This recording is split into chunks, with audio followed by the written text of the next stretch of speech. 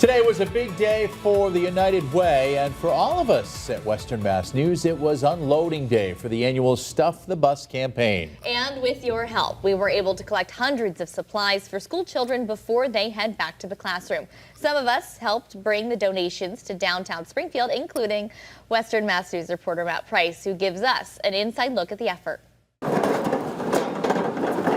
A strong act of kindness displayed once again by United Way of Pioneer Valley and by you, the members of the Western Mass community. School supplies of all kinds were brought into the nonprofit's downtown Springfield office to help give needy K-12 students what they need before the next academic year begins, all part of the 20th annual Stuff the Bus campaign.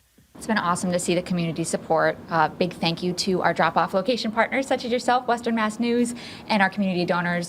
Stuff the Bus wouldn't be possible without the generosity of you guys, so thank you. In their office right now are a wide range of supplies, from pens to pencils to notebooks to lunchboxes. The United Way's Chief Development Officer, Jessica Prokop, tells Western Mass News there were at least 600 backpacks filled during last year's campaign.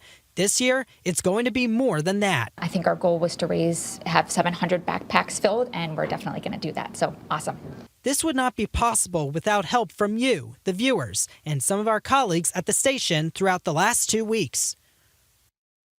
Just to give you an idea of how much was donated to Western Mass News, take a look inside our special van. These are loads and loads of supplies, from pencil boxes to markers to crayons. And then look at these bags: rulers, glue sticks, binders, notebooks, everything that's needed for the school year and to make sure that kids in need have what they need.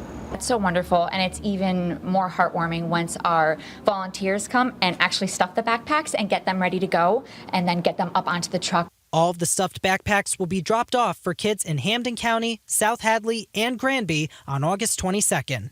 In Springfield, Matt Price, Western Mass News.